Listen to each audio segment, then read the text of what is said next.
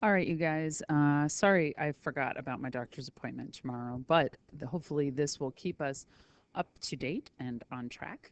So yesterday we began a little bit with work and energy, particularly with work, things that make, how to calculate work, when you have maximum amounts of work, when you have minimum amounts of work, things along those lines. Today we're going to focus on energy. Energy is our storage system. So we're going to take a look at the types of energy and how they are calculated. And we're going to take a look at that from a graphical basis. And then we're going to take a look at what you did yesterday with your spring experiments and how that goes along in. So, what I would like you to first consider, um, generally, what I tend to do is we look at our first key type of energy, which is potential energy. Now, overall, like we said, energy is a storage system. Storage system, right? It's the stuff that makes stuff move, but it's a different, we just kind of keep our stuff in a storage system, and work is what takes energy in, takes energy out, either builds up the amount of energy or reduces the amount of energy that we're dealing with. The unit of measurement is the joule, like we mentioned before, which can be broken out to be a Newton times a meter. Now, there are many ways to classify types of energy. We tend to break it down into two key groups, potential and kinetic. And those are the two that we tend to focus on. Potential, and we've got two key types of potential energy that we take a look at. Okay, so the first one is the energy that we consider to be stored by position, otherwise known as gravitational. Let's put a little bit there on the old T. Gravitational potential energy. Now, the symbol that you'll often see on the AP is a capital U. That stands for potential energy. I don't know why, it just does. And then a little g after it as a subscript to let you know that it's the gravitational potential energy. So if we are considering, let's say we're taking something, I don't know, like I grab somebody else's bag today and lift it. I lift it up against the force of gravity. So in order to lift it with a constant velocity, I would need to lift it with a value of mg.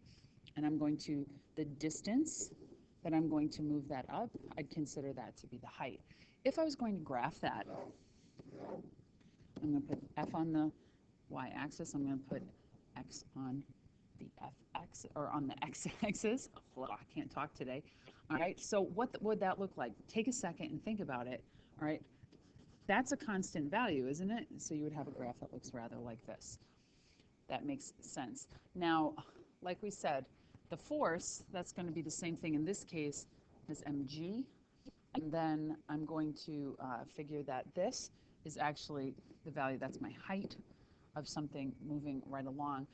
The area under this curve, as you know, we look to slopes and we look to the area under the curve. The slope is obviously 0 because we have a constant force here. But the area under the curve, this is going to be equal to the energy. And this is going to be, regardless of what type of graph I'm dealing with, what type of energy I'm dealing with, the area under an fx curve is energy. So if I consider how would I figure that out, well, you can see this is the shape of a rectangle. So I'm going to be looking at length times width for that. So if you consider, this is going to be the length, which is the height. The width is going to be mg. I'm going to clean that up, mgh. Since we're talking about something getting pulled up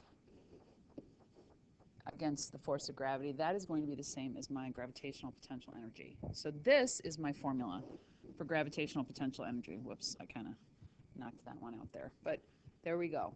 That's one you should be able to recognize and use all the time, and that's considered gravitational potential energy.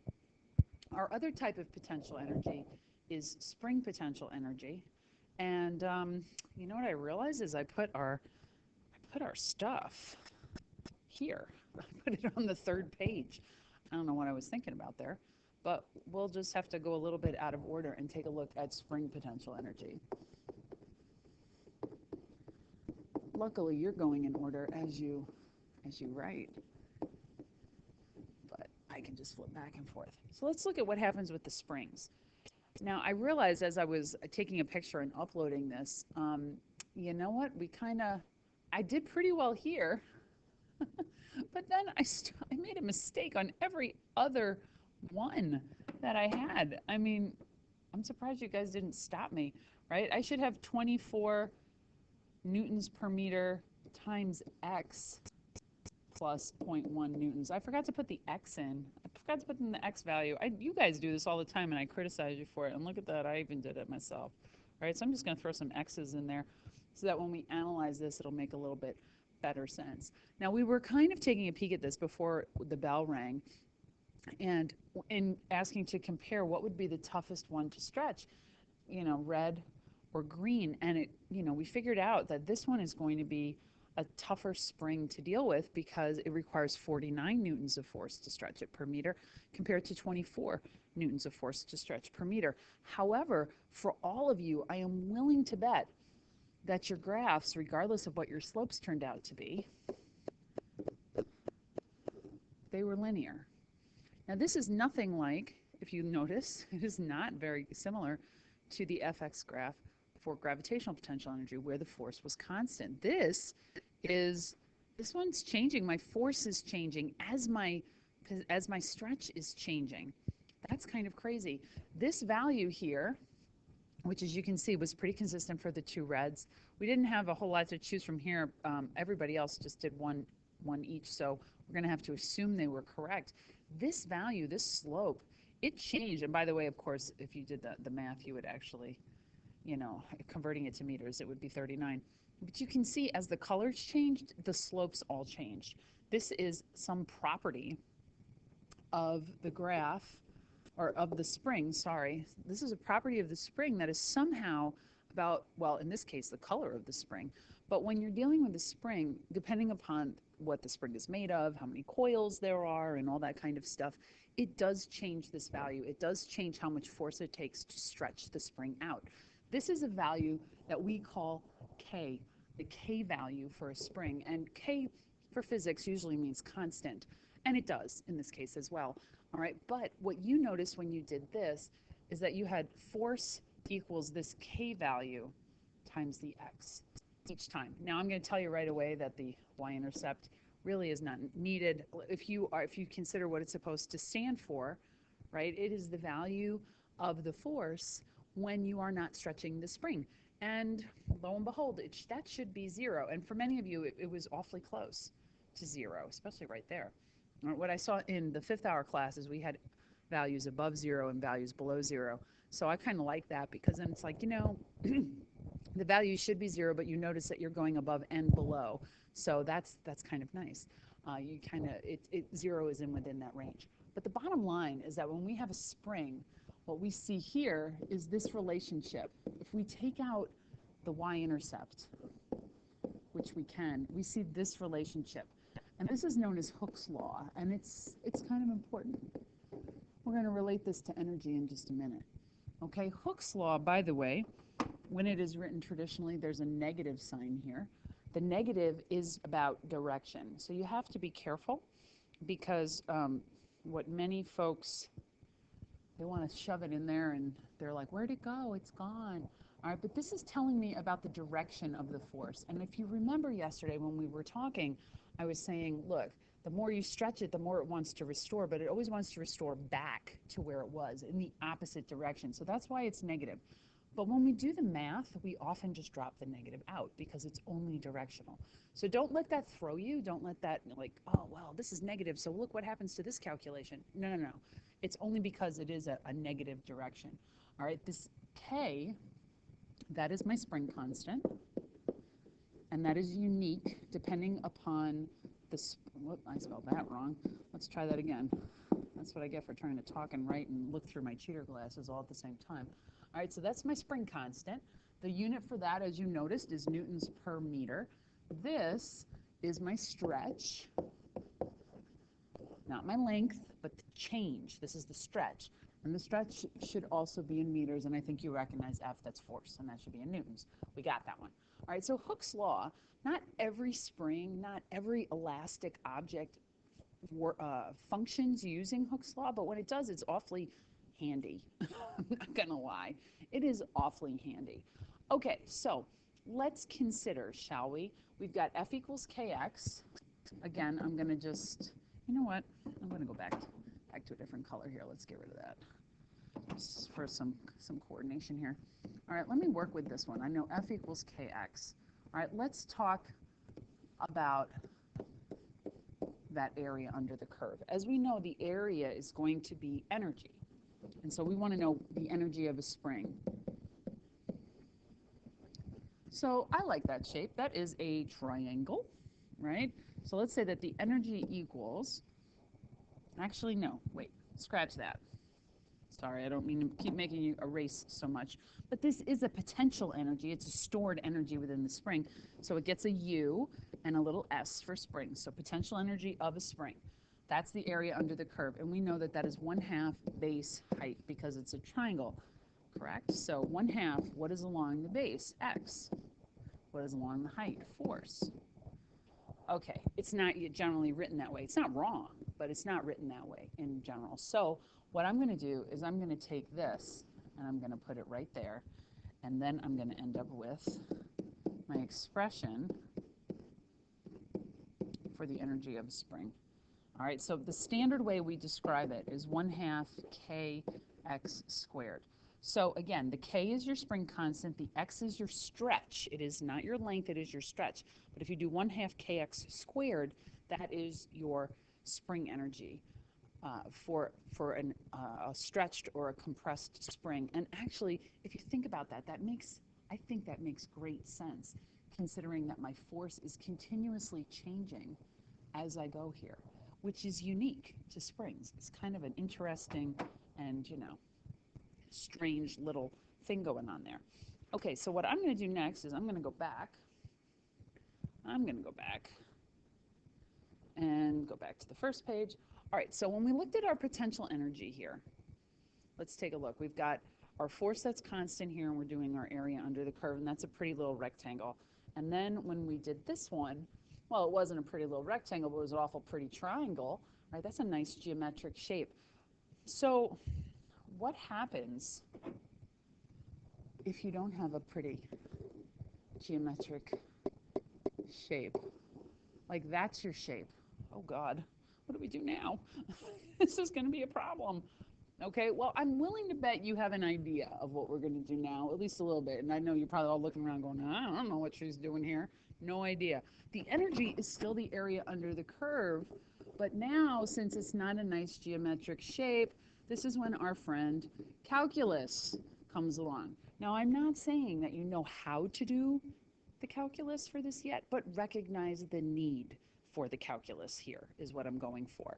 Okay, let's look at the relationship that we are experiencing here.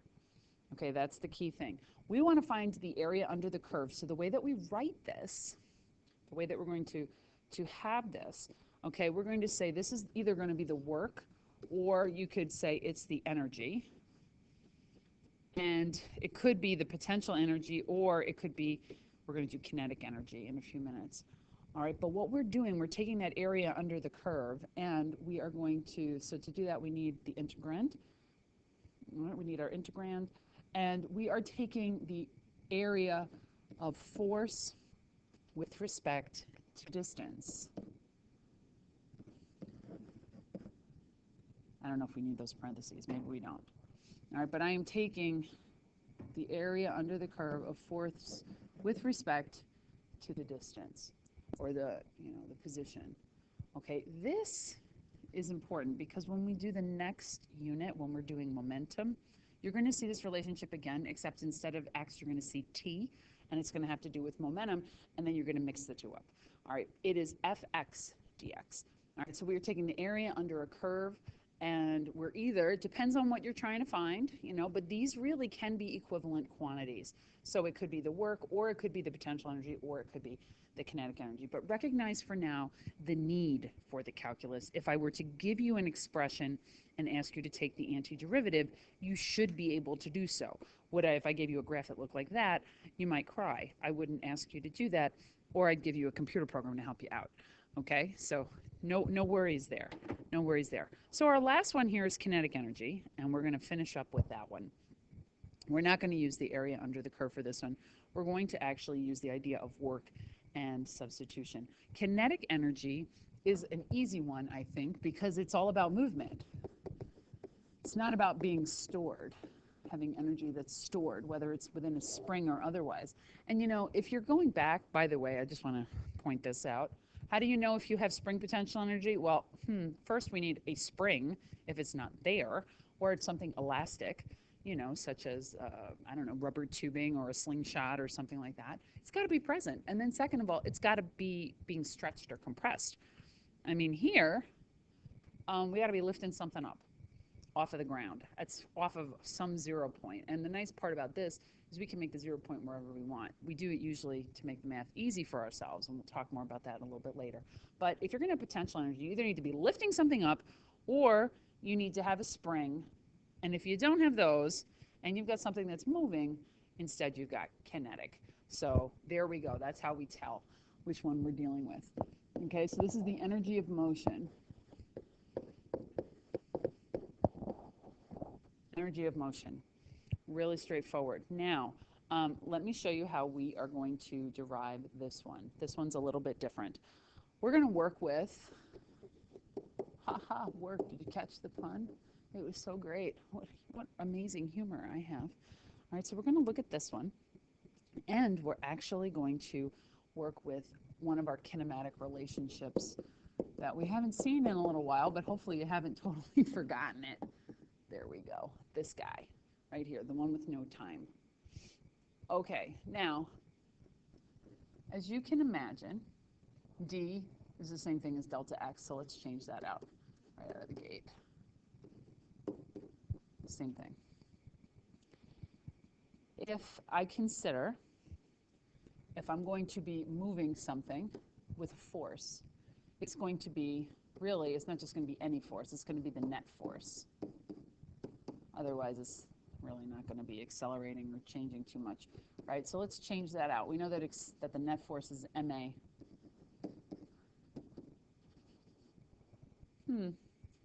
Okay. Well, I see a spot where I could possibly substitute things, don't you? I mean, look, I've got this over here. It seems to match this one over here. So I need to do a little bit of algebra fun to get stuff over there, and I will. Actually, I like blue. Let's try some blue.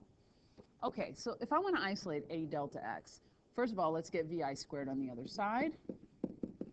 Whoops, it's supposed to be a minus, not an equals. Let's try that again. And let's get the 2 out of there. So let's change that, shall we? VF squared minus VI squared over 2. Now that looks a little like, why would I put a fraction in there if I didn't have to? That looks kind of crazy. But let's change this a little bit, okay?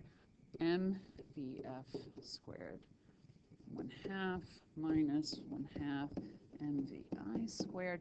That looks a little more like, you know, something that I'm used to. Okay, right away, what I'm trying to find here, or what these represent, is kinetic energy. That's kinetic energy. 1/2 mv squared is considered to be the formula for kinetic energy. It's a nice, easy one for us to learn. Okay, mass times velocity squared. When we're dealing with the amount of energy, especially like think about it in terms of driving a car.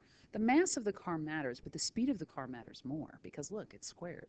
And when you consider when you're moving, you're driving your car, let's say you had to stop suddenly, as in, you know, you crashed, all of that energy that you have of motion, it has to go somewhere, right? So it goes into stopping the car. It goes into doing work, right? You can see that they're set equal to work. The question is, what is the energy going to do work on? Is it going to do work on your car? Is it going to crush it? Is it going to smush it to bits? Or is it going to do work on you, like smashing your legs or the rest of you? Now that's kind of gruesome, but that's really what it's about. That's really why your car crumples around you as you get in a car crash. If the car can crumple, the energy is dissipated without hurting you, that's better, right? You don't like it because your car gets ruined, but your legs aren't broken. That's a good thing. So we'll definitely talk more about that when we look at the momentum unit. But consider all that energy has to go somewhere. So, a couple things. Number one, slow down. I should take my own advice. I know I don't always slow down, but the amount of kinetic energy that you have is really critically important on the square of the velocity. So, the slower you go, the better off you're going to be if you get in a crash. But also consider where that energy has to go if you stop. Now, normally it burns off, through friction on the brakes. So you lose all of that kinetic energy to friction, which is why your brake pads eventually wear out, right? Because all of that energy has to go somewhere. Second thing I want to point out, besides our car, is that this particular expression up here, that's actually a special one. It's called the work kinetic energy theorem. We don't use it all the time. In fact, we only use it for very specialized occasions. In particular, we tend to use this, when there's no other change in height or, anything, springs, no other type of energy change involved. But if the kinetic energy is being used to either slow down or get something moving and there's no other energy change alongside the kinetic energy, wow, this is one we can use and it's kind of nice to have it. All right, if you're starting from rest, let's consider if you start from rest, well, then that goes away, right? So these two would be equal to each other. Well, that's a nice part to have in our recording, isn't it? I hope Mr. Green makes it to the attendance office. All right, so this is our work kinetic energy theorem. Like I said, it's rather specific. It's only if there are no additional energy changes in terms of potential energy alongside. All right, but this formula for kinetic energy, that's an important one that we need. Okay, so that really is it for the types of energy in our notes. So now we've got all the formulas that we need and all the different types of energy that we need to know. Where are we going from here? Well, one of the key concepts that we need to understand is that energy is not created or destroyed. It is simply changed, it's transferred. So we have a conservation. And so much of what we do is mathematically, we're going to be looking to see if we change one type of energy to another. Like, for example, I lift something up, therefore I change its potential energy. What if I drop it? How fast will it be going when it hits the ground? Oh, I can use an energy conservation thought, an energy conservation equation for that. And that's actually really handy. It's energy is one of our really easy workarounds when the forces are too complicated for us to deal with. So we are going to find, oh, for Pete's sake. Okay, I think we're going to wrap this up because we're going to keep getting interrupted here. In any case, take some time. If you've got it, we're only at 23 minutes. You should have plenty of time still left. You can work on WebAssign and even maybe MOPS. Check your email, make sure I sent you your MOPS code. All right, you guys, I should be back. If I'm not back very, very soon, I'll definitely be back tomorrow, and I will actually be here for the rest of the day. I'm just coming back by 3rd. So hopefully you've got everything you need, but I will be around later if you've got questions. All right, bye.